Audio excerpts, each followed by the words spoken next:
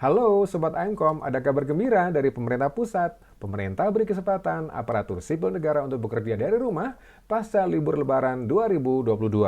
Cahyokumolo, Menteri Pendaya dan Aparatur Sipil Negara Reformasi Birokrasi setuju dengan usulan Kapolri supaya instansi pemerintah menerapkan work from home WFH. Menpan RB minta seluruh pejabat pembina kepegawaian mengatur jadwalnya supaya penyelenggaraan pemerintah dan layanan publik tetap berjalan. WFH ini bisa dikatakan sebagai bentuk isolasi mandiri isoman para ASN sesudah mudik pulang kampung saat Lebaran kemarin. Sebelumnya, Jenderal Listio Sigit Prabowo, Kepala Kepolisian Republik Indonesia Kapolri, usul supaya instansi pemerintah menerapkan WFH selama sepekan.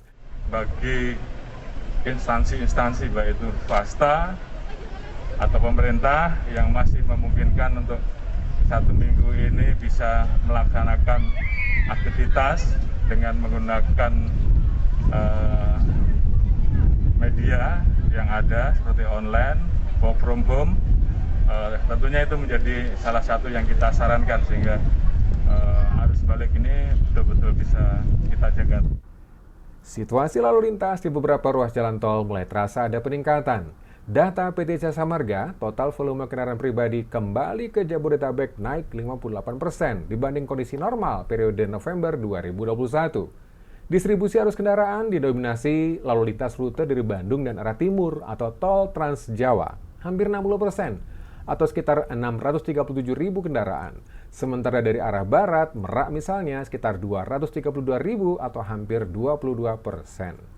Wimawan Heru, Corporate Communication and Community Development Group Head Jasa Marga mengatakan, periode H+2 sampai dengan H+3 Hari Raya Idul Fitri 1443 Hijriah, tanggal 3 sampai 7 Mei 2022 lalu tercatat sekitar 990.000 kendaraan atau 47% belum kembali ke Jabodetabek. Angka ini merupakan realisasi kendaraan kembali ke Jabodetabek dibanding kendaraan yang meninggalkan Jabodetabek periode H-10 sampai dengan Hari Raya. Pada hari kedua sampai dengan H+4 Lebaran, tercatat 184 ribuan kendaraan menuju Surabaya atau naik hampir 122% dari lalu lintas normal.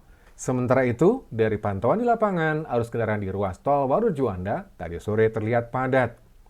Meskipun semua gerbang tol dioperasikan, antrian kendaraan pribadi berbagai plat nomor polisi Nopol terlihat memanjang sampai jembatan overpass di seberang City of Tomorrow atau Cito.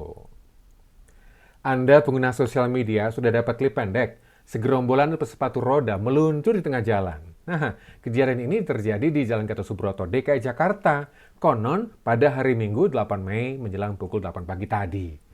Para pengguna sepatu roda ini bahkan hampir menutup semua lajur dan bikin kesal pengguna kendaraan bermotor lainnya, sampai klakson-klakson. Klip pendek ini diunggah melalui akun sosial media, akhirnya jadi perhatian Wakil Gubernur DKI Jakarta, Riza Patria. Lewat akun Twitternya, Wagub DKI akan menindaklanjuti arogansi jalanan ini. Sebagai warga Jawa Timur, saya pribadi hanya bisa berdoa semoga para korban seluncur di Kenjeran yang sedang dalam perawatan segera sembuh dan bisa kembali ke keluarga masing-masing.